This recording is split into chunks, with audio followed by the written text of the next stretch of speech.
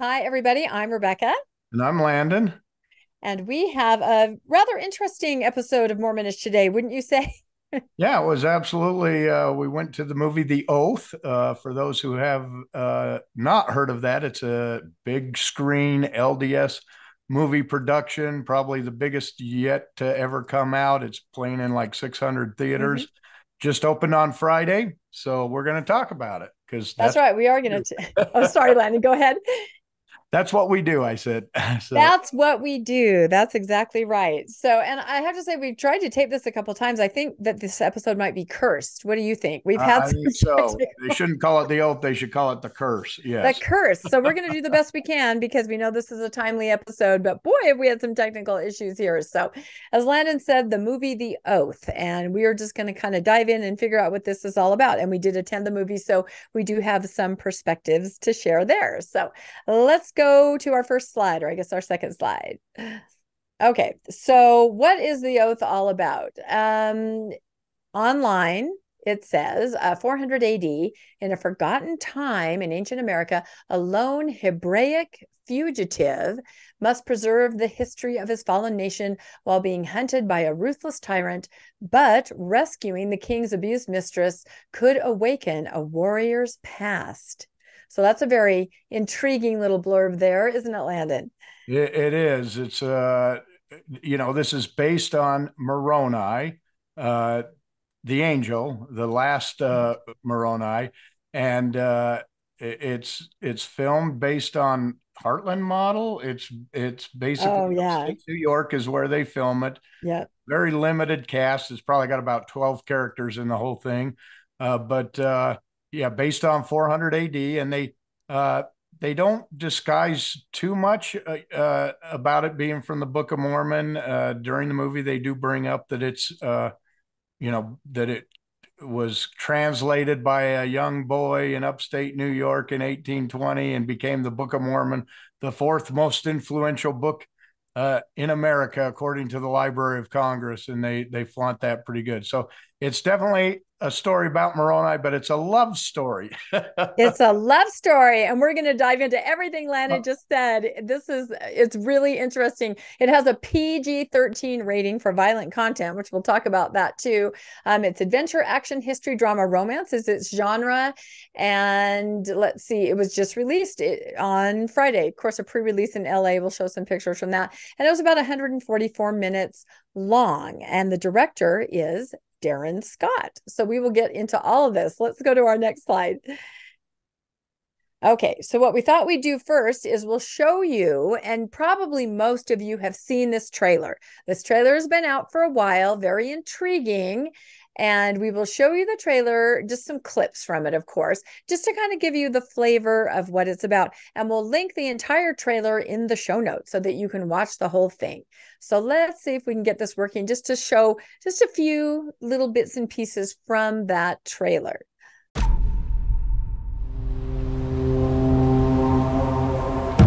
Father, why do Nephites always win battles, even when Lamanites so many?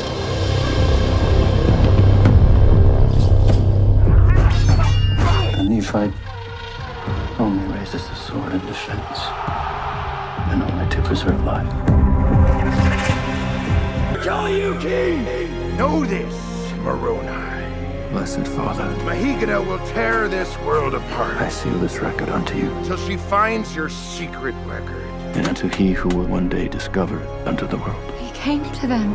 He came to our fathers. And all of your lives, and your fathers, and your fathers' fathers will be erased.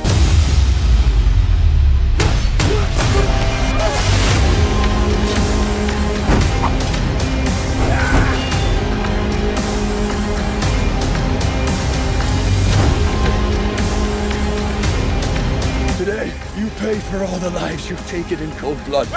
So as you can see, it's a very provocative trailer. And I think a lot of us were really intrigued, wondering what that would be all about. Did you feel that way? Yeah, absolutely. It looks kind of like Braveheart, maybe, or Gladiator. They kind of really make it look quite action packed. So The movie, though, in itself was really quite different than what I expected. Yes, I think we will talk about that. So first, let's try to do a little discussion of the background of the oath, because we were so curious before it opened. What is this exactly? So if we go to our next slide, first of all, we learned that the director was Darin Scott. It says he is an American actor, a writer, a director of English, Scottish, and German descent, born in the small town of Vernal, Utah. That's part of his bio. We've found others where, that's a longer story about his acting career and everything. But the one thing we noticed that was interesting is that he's also listed as Darin Southam. And so it kind of goes back and forth in how you can find him online, either Darin Scott or Darin Southam. So that's kind of interesting. Yeah, and we'll talk a little later about why that is. Exactly. So he has a long list of credits of things that he's done, and he's done a lot of church films, hasn't he, Landon? He has. He's been in The Oath. He's been in Carthage, Come Unto Me, Ephraim's Rescue. He's played Hiram Smith. He's even played Jesus. So this is a bit of a step down for him to just play tonight. Yeah, let's look at our next slide where we have some pictures of the different characters that he's played. There you go. Yeah. So he definitely has been in a lot of, not produced by the church, but I don't think they were produced by the church, but things that were produced, which with an LDS theme. And I've heard of all of these movies before, hadn't you, Landon? Yep, absolutely. Yeah, exactly. And he's also done stuff that's not church films. He was in Yellowstone. Yep. So he's a professional actor. This is what he does. So he was in this film. He was the director. He was the actor. He was the writer. I think he may have even done something with the music. It seems like he was had his hands in everything on this movie. That's pretty impressive. Okay, so as we researched a little bit farther, the early stages of the film, we discovered that there had been a campaign to get this funded going on for about 13 years, I think is what we discovered. And there had been a short produced years ago to try to get funding, which was called The Reign of Judges, Title of Liberty. And this video, you can look it up online. It's sort of a concept short to show potential investors what this film might be about. And so here it says it will be about the desperate struggle for freedom chronicled in the Book of Mormon. It's a compelling and riveting story to bring to the silver screen. But what we noticed that was interesting is what about the Moroni?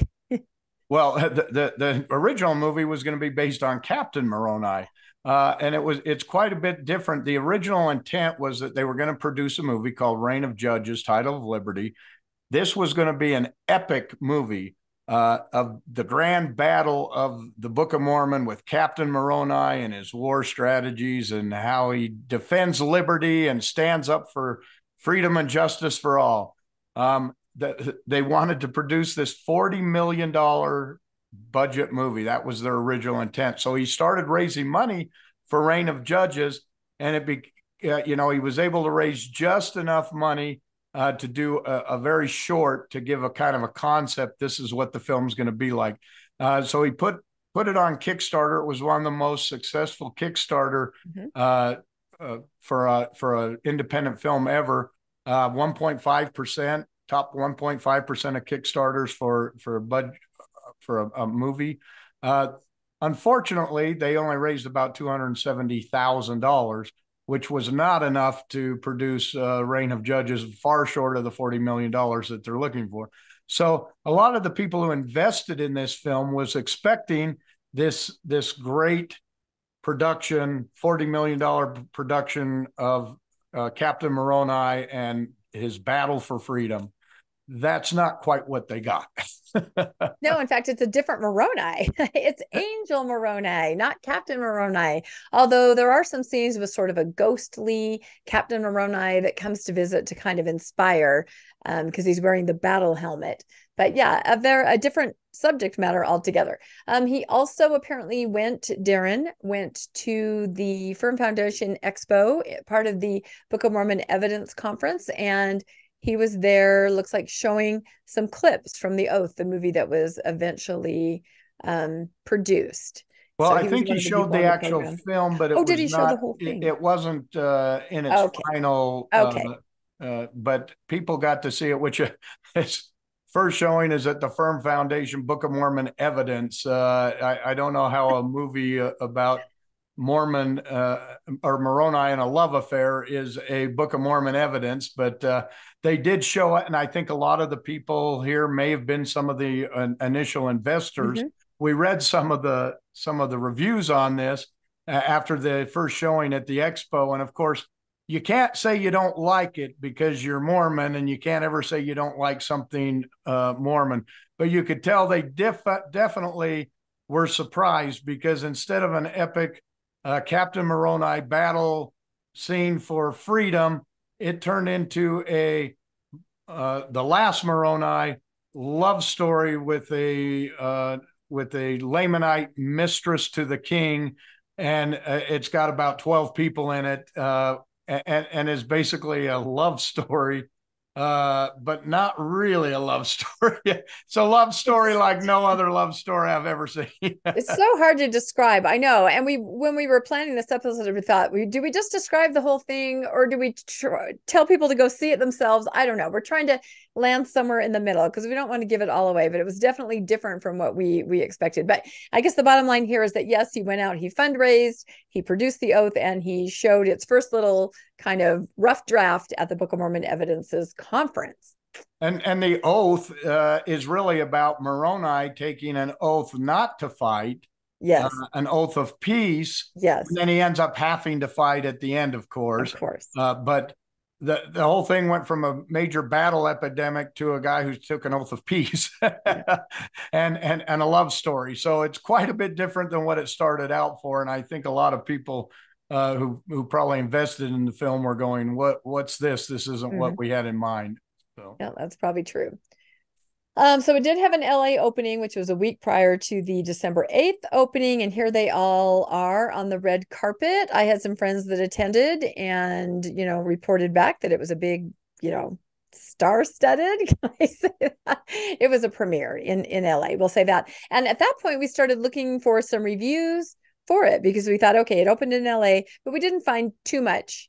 At that point, it wasn't until we got closer. So, but then something really unusual happened. A few days prior to the opening in 600 theaters all across the United States, all of a sudden this video appears, and this is from the director, producer, actor Darin Scott, and it seems to be, it's called an open letter to the church, and he seems to be kind of talking to the LDS church just about how he perceives perhaps a slight of his film. So we're going to play just a little bit of this. The other thing I should mention is that soon after the opening, or right around the opening, this video was taken down. So this was up for just a very short time, and then it disappeared. And he did invite the church's PR firm to come and preview the movie, and was hoping to get an enthusiastic thumbs up from the church. And I think he did not get that. And by enthusiastic thumbs up, I think not only did he want their support, but he also wanted he wanted some financial support for the film as well. Hello, everyone. I hope you find yourselves happy and well. I don't do this very often, but I have something to say, and it gives me no pleasure to say it, but I've come to the conclusion this is the only way to, I hope, bridge understanding and bring about positive change, specifically within my church. So that's him, kind of his opening, and then he gets a little bit negative with it, as we can see. The making of the oath was an arduous 13-year journey involving over 70 souls, nearly all of whom are not members of my church. My public relations, marketing, and distribution teams for the oath are likewise almost all not members of my church. I'm honored to belong to a church that does so much good in a world where goodness is so desperately needed, which is why it's difficult for me to say what I'm about to say. But as the captain of so many industry professionals laboring diligently to support a film inspired by scripture they do not espouse, I believe they need answers from the church which does. So he seems disappointed by the fact that the church doesn't seem to be wanting to support a movie that is about about LDS themed Book of Mormon. Right. Their own scripture. Right. He seems confused that there isn't some kind of mention, maybe in the paper, the church news, something like that. Do we have one final clip from this? In behalf of my most excellent team, I ask my church earnestly, why would anyone outside our faith help any positive endeavor for our faith? Knowing our own church will stand by and say nothing of the effort, such a plight would seem almost inconceivable if it wasn't our present reality. So hopefully from those clips, they were a little, just here and there, but you got the sense that what he's saying is he hasn't seen any support from the church for this yet. He hasn't seen something on the church news. He hasn't seen anybody come out and endorse it. And he lists many other projects. He specifically talks about Love Loud that the church did support. And so he's questioning, why is there no support for this when it's about the church's scripture? And then at the end, he's sort of saying, gosh, if we can't get support for this, that doesn't bode well for any other project. So he does just seem really confused as to why the church would not give even any mention of this movie. Is that how you took it? Yeah. In fact, he talked about that the church is supporting these, even Book of Mormon musical. They took out full page ads to say, now that you've seen the play or the musical, now read the book. Right. And yet here he produces a movie completely from the Book of Mormon, based on the Book of Mormon, and he gets no financial support whatsoever. And he's saying the enemies of the church that wrote the Book of Mormon musical are getting support from you, but I'm not. And he even went so far, I think there were some youth groups that were going to go and watch this as a youth group. And the church told him, no, you're not going to do that. That's not an appropriate activity to go to. So I think that's what drove him to this point. Of course, it was removed within a day, but he was clearly putting this out, saying, shame on you, church, for not supporting a movie of this level, opening in 600 different theaters, and you're not willing to support it in any way. Yeah, and Landon and I talked about this. I mean, I think there's some very obvious reasons why they might not come out on it. One of them Landon touched on before, and that is this movie is clearly a Heartland model movie. That means there is some disagreement among people as to where the events, if you take the Book of Mormon, historically took place. When I was growing up, when Landon was growing up, it was all Mesoamerica. I mean, there were Book of Mormon tours down to South America. It was absolutely in South America. Recently, however, now they're revisiting things, and there's something called the Heartland model, meaning that it all took place in New York State area, United States. And this movie, what were some of the things you saw in the movie that indicated to us that this was definitely Heartland model? Oh, yeah, there were definitely the animals. They had bears and wolves and animals that were clearly from the upstate New York area. It looked very much like The Last of the Mohicans. In fact, I think one of the reviewers even said they called it, Last of the Nephites, because it was almost a tale that looked like The Last of the Mohicans in its telling. There were pine trees. It was a pine forest. It was very much an American. It was being portrayed in America. There was no doubt. Right. And of course, the church will never weigh in either side because they have faithful members on both sides that firmly believe it took place in Mesoamerica or firmly believe that it took place in the Heartland. So they're probably never going to weigh in on that. The other thing that we thought probably was something to do with some of the themes in the movies definitely portrayed, light Nephites, darker Lamanites. There were some tones of racism that we'll get into later. But we could see right away why we thought the church might have distanced itself from it. So the next thing that happened after that was pulled down is that we went to see the movie. We did. This is that you can see we've got our drinks, we have our popcorn bucket, and we're just staring at the screen going, what is happening? And I have to describe that, we saw it in Utah. And so it was pretty packed. And I've heard reports all over the rest of Utah that it was packed. I think other places outside of Utah, I've seen people taking pictures, of when you try to buy seats and there's like one seat sold. So I don't know that it's doing so well outside of Utah. In fact, I think we read that opening day it grossed. What was that number that we came across? $115,000. Or something like that. $115,000. Yeah. So So we did go to the movie, and again, we're wrestling on how much to describe, but what would you say were your overall just impressions of it to begin with? Well, let me say this. I can see why the church would not put money into this, because not only was it the Heartland model, it was just really a bad movie. Oh, wow, you're not subtle at all, are you, Landon? It was so hard to follow. I knew the story and I couldn't follow the story because half of the story didn't come from the Book of Mormon to begin with, and he's jumping all over the place. It was very hard to follow the story. We read kind of an overview of what the movie is. If I were to describe this movie and I were to give you an overview, it would go white Christian man in 400 AD America, love story with a Lamanite or an Indian woman who speaks Blackfoot language, who he fall in love as he teaches them to read Reformed Egyptian. And then the woman is brutally murdered with their unborn son who he impregnates. And then after taking an oath of peace, he then exacts his revenge. And that's basically the story in a nutshell. It's no wonder nobody understands what's going on.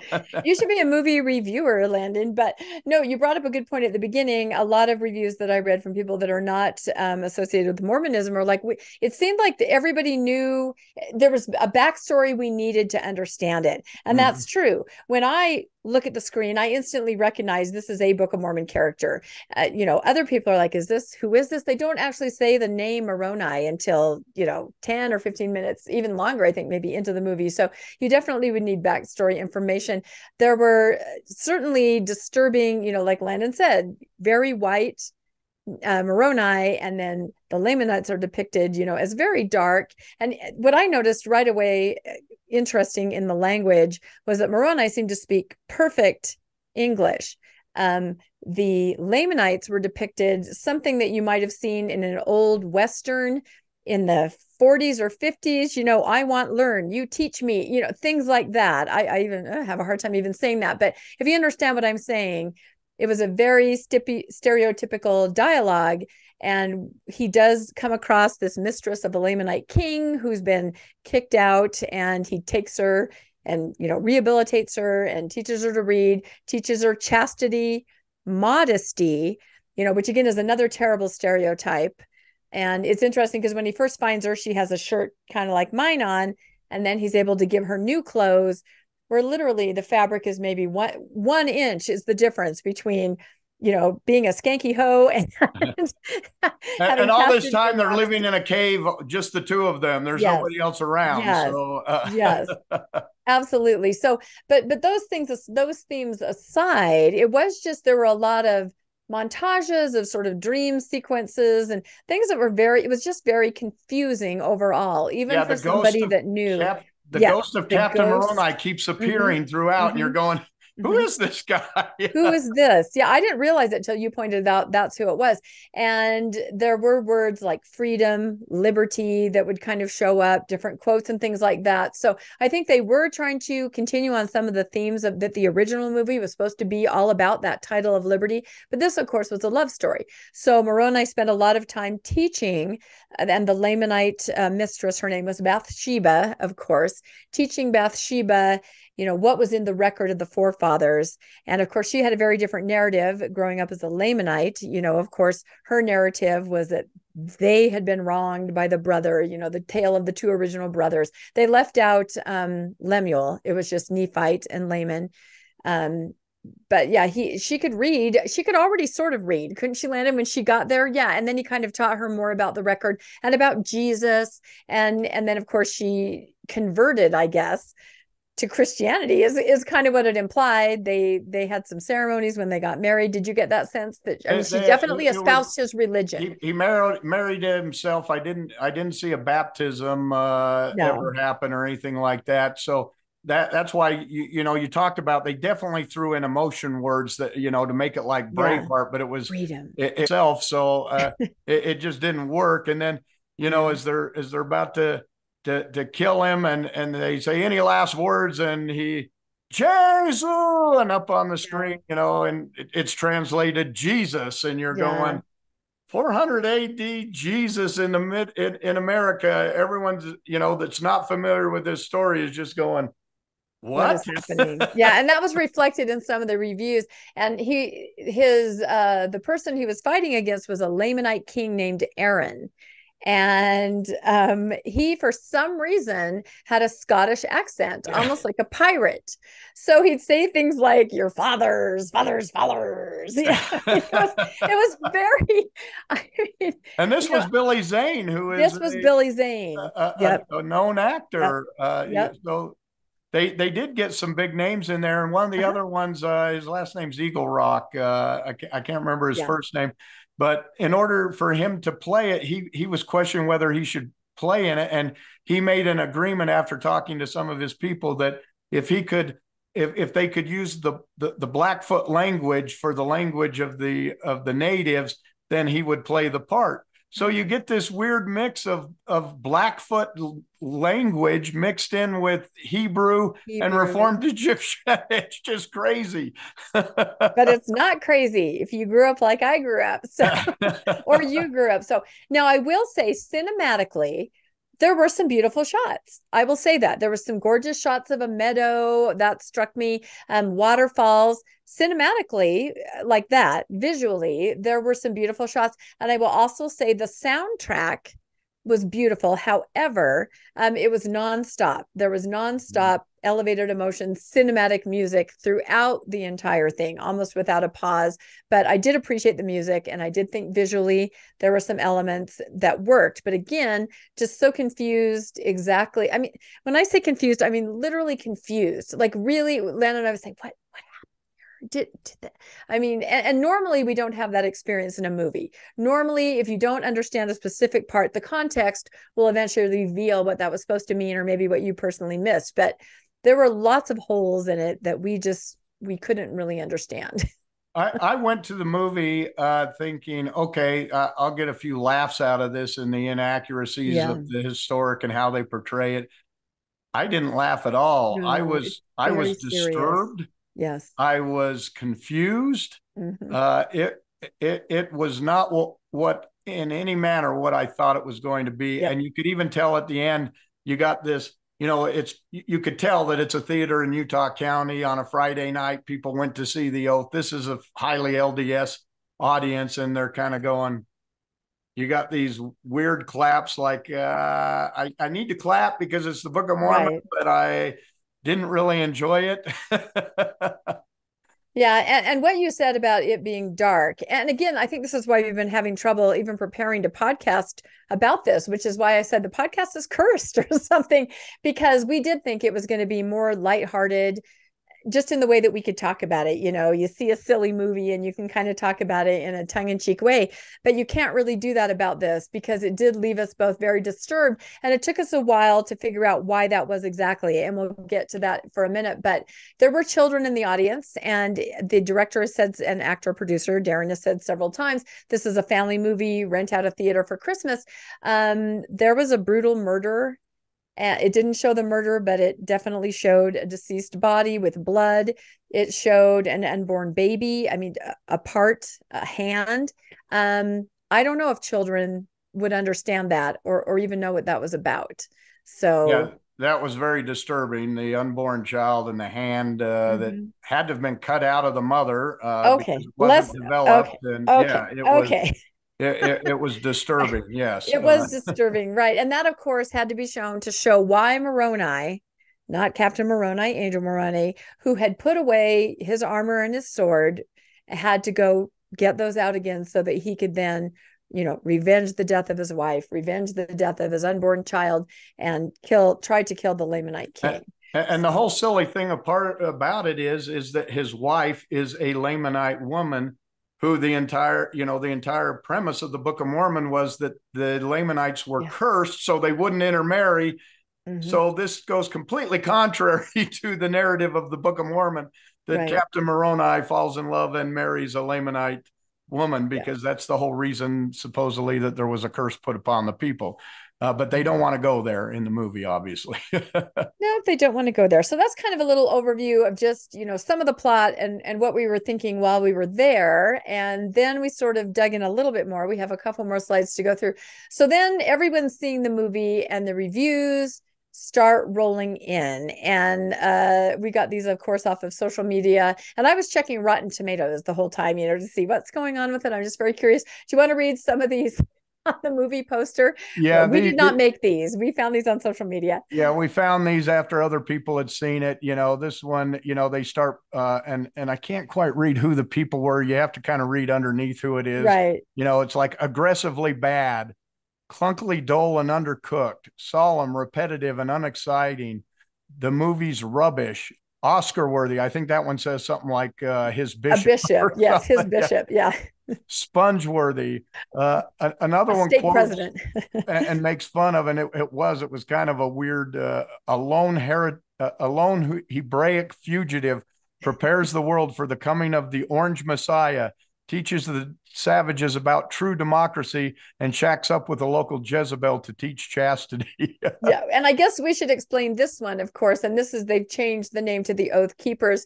There is Darin himself was involved, I guess we should say, in January 6th. You can read about that. You can go find information about that. So, of course, some people made the connection where this movie is about freedom and oaths and covenants and things like that. And so this is tongue in cheek about that. But that was another element to it that you definitely saw reflected in the film and its content and themes. And yeah, you made note that he was involved in the January 6th Capitol incident where, they tried to overthrow the government or undo the election. And it was after that he changed his name to Southam rather than, or to Scott. The other way around. Southam to Scott, because I think possibly because he was involved in that. There were supposedly videos of his participation, and now he's trying to produce a movie about this, and all of a sudden his name is different. So we don't know for sure the whole, but that was some of the things that it looked like as we read through different comments about him changing his name. Yeah. And some people, so like I said, I went on Rotten Tomatoes. It actually had 33% before, and then it went down to 29%. I haven't looked today, so who knows where it's at now. And I was actually thinking the audience score would be pretty high. I have seen some videos out there saying audience reacts to the oath, and there's positive reactions from people. So here on Rotten Tomatoes so far, I don't see any audience score, but 29% from critics. And so I read through all the reviews. They were very interesting. And there was one in particular, I think that might be, here we go. Okay, here are some of the ones. I'll read the first two, then you can read the next two. It's certainly no sillier in any way that I could see than, say, Conan the Barbarian or Lord of the Rings flicks. And it's at least as heartfelt. So that was somebody that gave it a positive review with a tomato. Here's a less than positive review. The fact that in terms of subject matter, this is an unusual film doesn't mean it's a good one. It's solemn, repetitive, and unexciting. Okay. Yeah. Michael Clark from Epic Times said, at various points resembling Gladiator, The Passion of the Christ, Dances with Wolves, The Last of the Mohicans, and Braveheart, The Oath mixes elements of drama, action, romance, and fantasy to stirring effect. So another positive review. I'm not sure what the Epic Times is, but another one, Art House Film Wire said, I appreciate the filmmaker's intentions, but pledging to watch The Oath may cause severe regrets. Oh, there he goes. Okay. And we'll talk about that a little later too. So I'll read the first, you can read the second. This is Avi Offer, the New York City movie guru. Clunky, dull, and undercooked, while very low on thrills, suspense, and emotional depth. And Roger Moore, not 007, from Movie Nation, says a limp, under-financed, pre-Columbian, Last of the Mohicans action adventure and a dull Mesoamerican thriller built on Mormonism's foundation myth with just enough magical thinking thrown in to make everything presented here play as eye-rolling hokum. Ooh, he didn't mince any words, did he? No, goodness. Not at all. And I think there are probably more reviews now at this point. We just had pulled these a couple days ago, but people are kind of, like you said, Landon, they're comparing it to maybe Gladiator or Last of the Mohicans, but still a little confused. And there was one review that we thought we would actually read a few paragraphs from, because, one thing, even from the preview, both of us sort of thought there are just some undercurrents here that are really uncomfortable. And within the first scene or so of the movie, you have a scene of King Aaron's Lamanite court. And of course, it's a terrible stereotype. They're drinking.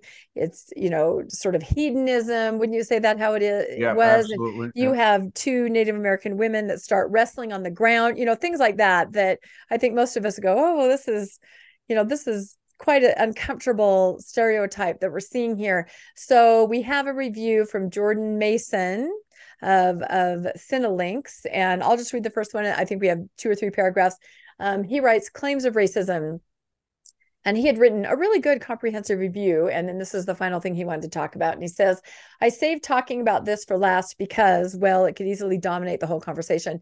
And I wanted to make it clear that the oath was already terrible, regardless of this next part. It's infuriatingly terrible towards Native Americans. Reminder, I am one. This is the reviewer talking. If you're not aware of the Mormon LDS background, the Lamanites, the bad guys, are Native Americans. They fully lean into the tropes about savage, godless people who decimate the righteous Nephites, white people, causing their strife here in the Americas. The film does nothing to change this narrative, despite casting actual Native Americans in a number of roles. Yay, I guess, he says. Yeah, it was clearly portrayed that very way, that Right. anyone who was a native is uncultured, uncivilized, wicked, evil, and the last white guy, the only white guy, is there to teach them morals and correct behavior. He falls in love with this woman, and the whole time he's teaching her the right ways, which is clearly the white people way to do things. Right. And he keeps going. Why don't you read the next one?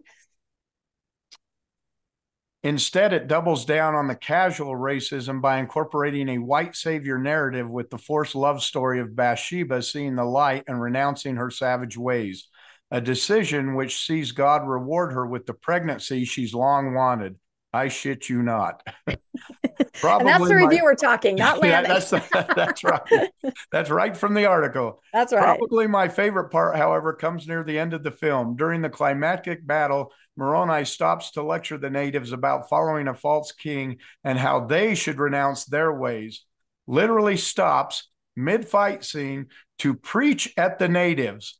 Worse, it seemingly works as it prompts one of the main hunters to turn on King Aaron and her own brethren, embracing Moroni's teachings of Jesus Christ. It's all terrible and somehow made worse by the insistence they consulted local tribes to try and be as accurate as possible. Yep, those things are absolutely true. That is what happened in the movie. And let's go to the last one. We had one last. I want to say something about that last part where they consulted the local tribes. This was just completely confusing, because what they did is they tried to have the woman in the film. She was trying to teach him how to survive in the wilderness and in the wild, which made no sense because Nephite grew up there. Moroni. I don't know why he didn't know how to survive, and he'd been in this cave alone for years. Right. But she's teaching him to shoot a bow, and she's teaching. Yeah. And so she teaches him to scare away a bear and all of this. And you're just going, bears in the Book of Mormon? I don't remember. Maybe there's bears. There's horses I know that aren't supposed to be there. Yeah. But they kill a dog and sprinkle the blood to try, a wolf to try to, and you're going, this may be accurate in how you keep a bear out of a camp, but it just did not work with Book of Mormon story. And then again, as I said, with the language, they're using Native American language, Blackfoot language, for a tribe in upstate New York of Lamanites that descended from are speaking Blackfoot. It just it made no sense whatsoever. No, they didn't get the note on DNA. Absolutely. And you're right. Moroni, it was that stereotype, right? She had things to teach him that were savage things, kill this dog or dress up and scare a bear. Or he taught her the finer things of writing and reading, so it was a very like a warped Savior, Eliza Jesus letter. Yeah. of White savior atonement. complex. Yep. Yes. Yep, absolutely. And she rightfully corrects her wrong interpretation of her people coming through Layman, and how he's able to convince her that Layman was wrong, that Nephi was really the one that was chosen, because he teaches her to read Reformed Egyptian. Moroni, she stays up all night reading the gold plates. Yeah. Well, and I should say that was another really interesting part throughout and if you've watched our Dr. John Lundwell episodes about literacy in pre-Columbian America in this movie, they all wrote, Moroni picked up gold nuggets. He was smelting plates. They were very thick, Dr. Lundwell. In this movie, the plates were thick. And then he was able to write on them, etch on them. She could read them. There were parchments. They carried little pieces of writing and scrolls in necklaces to share with each other. They were writing, they were reading. It was a completely literary movie. And he lived in a cave, and anytime he needed paper, he just seemed to have paper, and he had paper whenever he needed it. Yeah.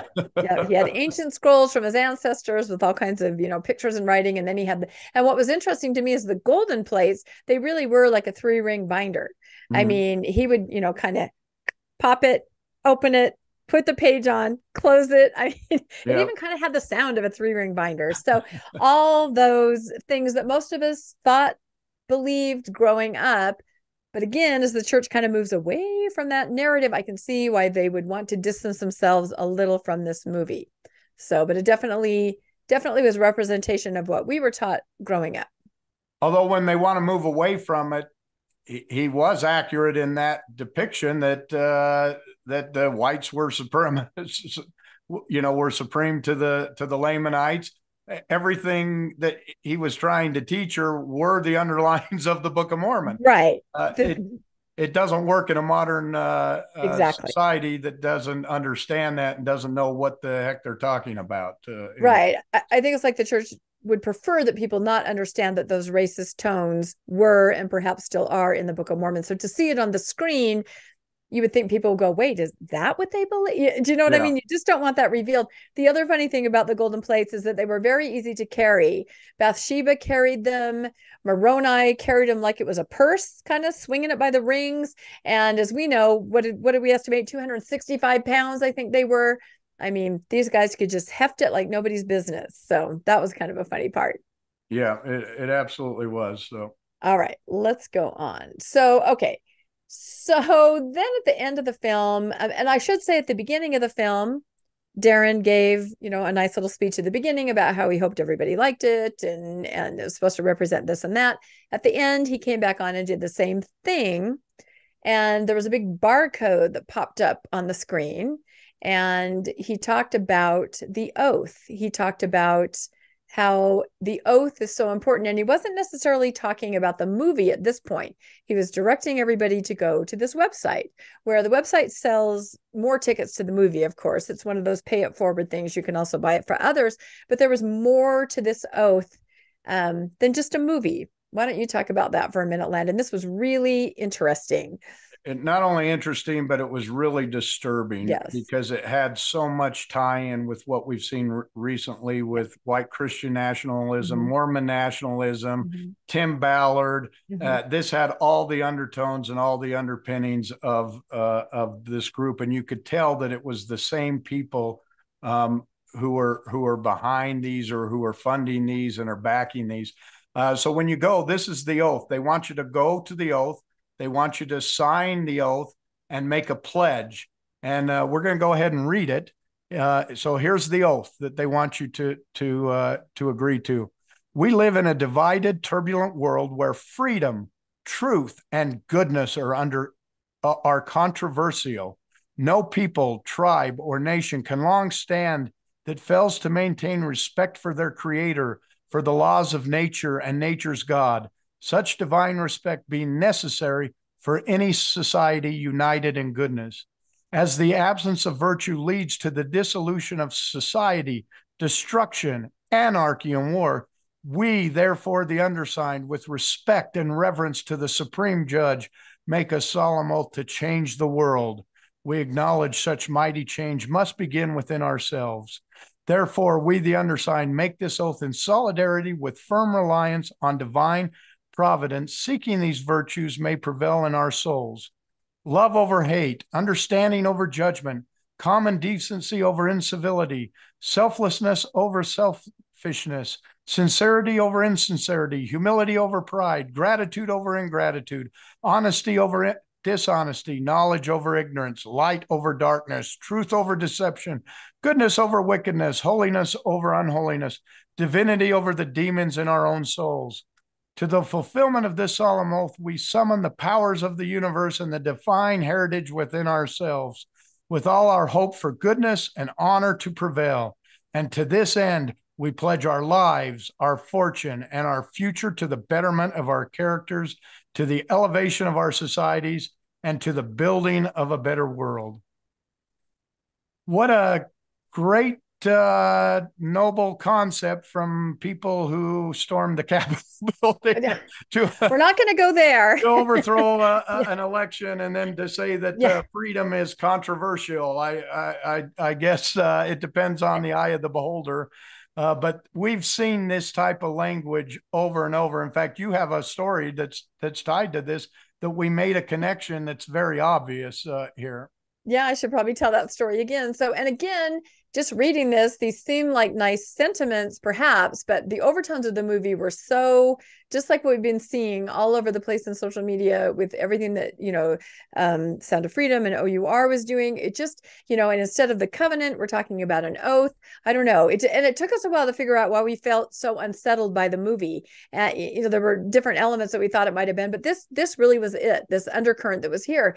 And so it reminded me of an experience I had several summers ago, 4th of July. I've told this story before. I was invited to a party.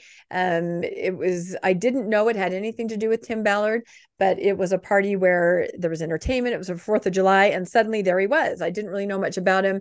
He gave an impassioned speech. He passed out copies of the Constitution to everybody in the audience. I mean, people were in tears. People were singing, the national anthem. It was a very patriotic gathering.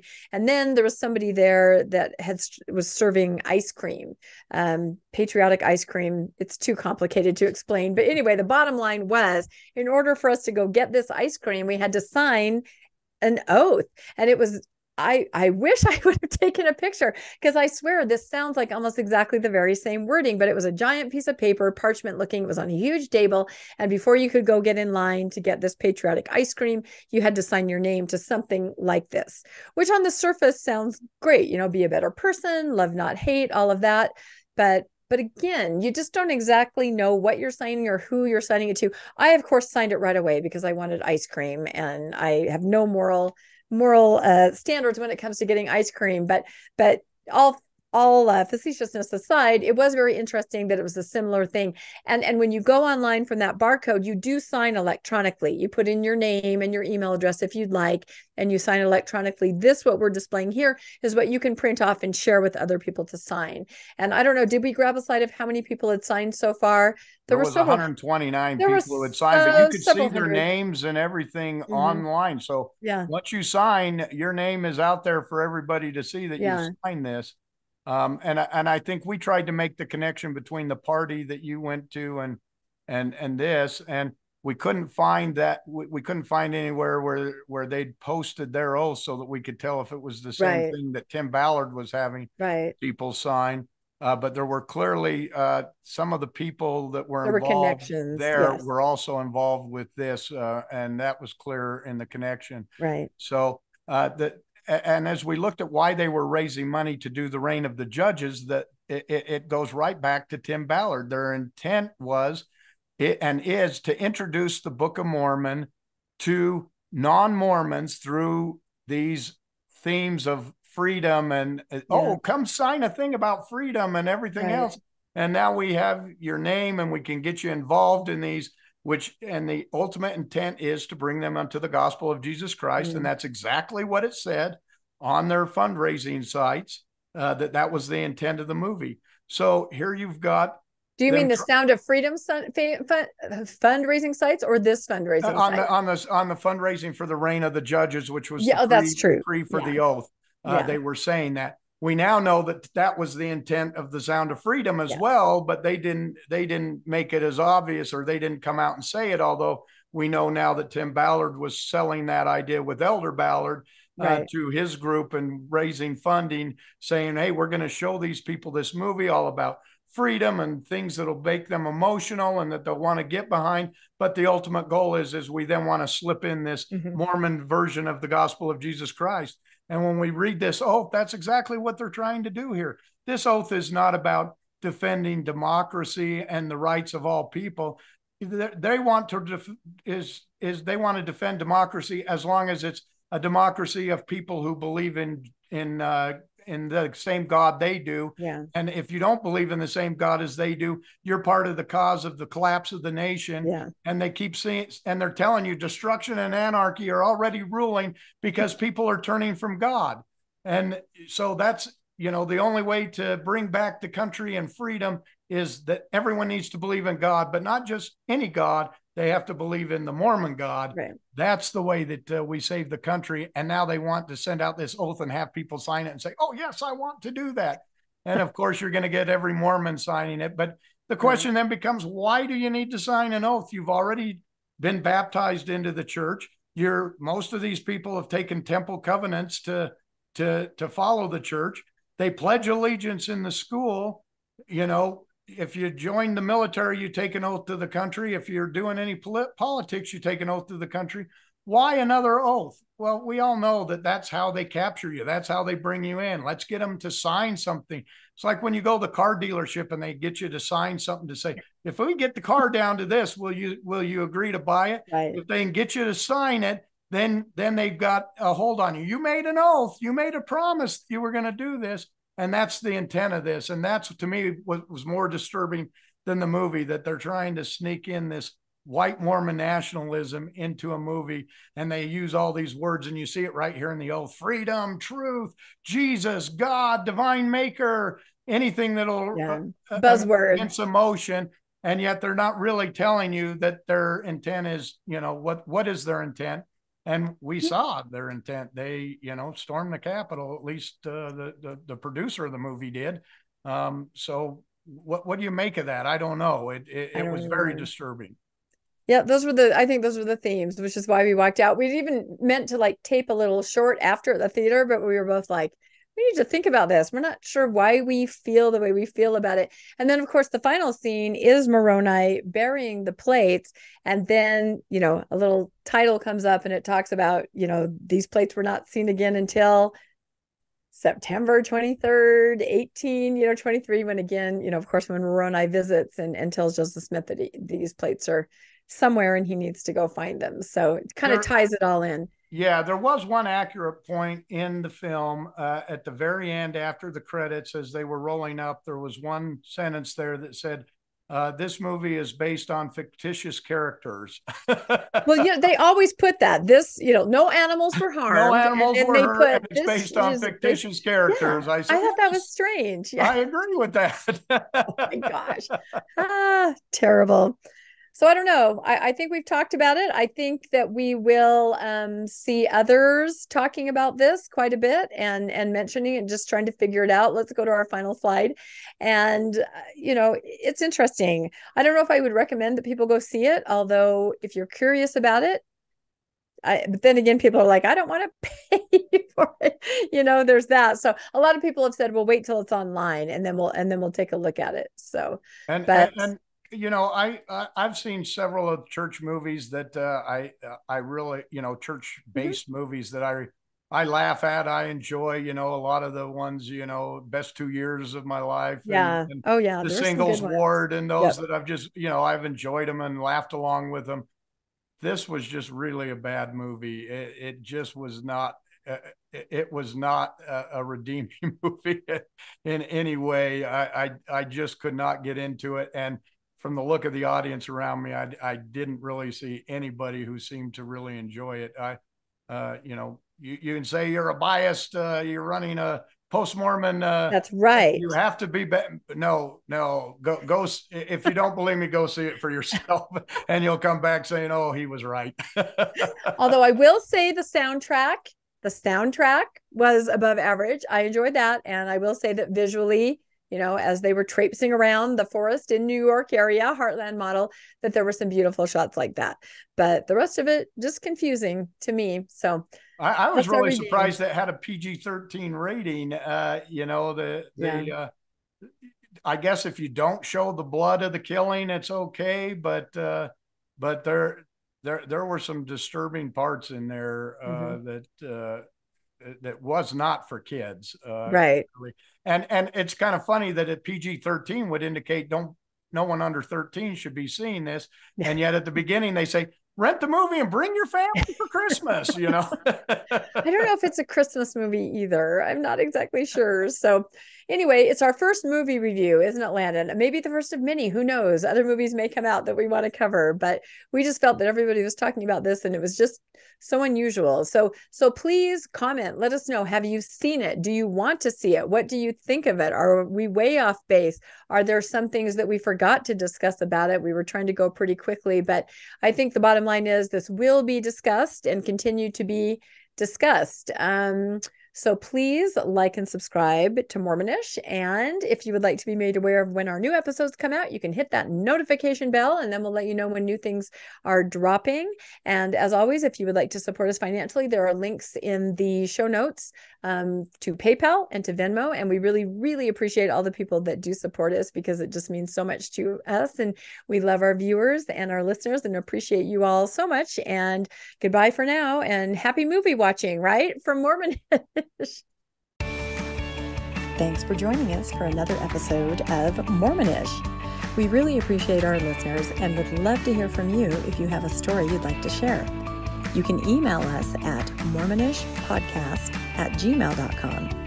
You can also find us on Facebook, Instagram, and on our website, mormonishpodcast.org. And don't forget to look for us on YouTube and like and subscribe. Keep joyful, everybody.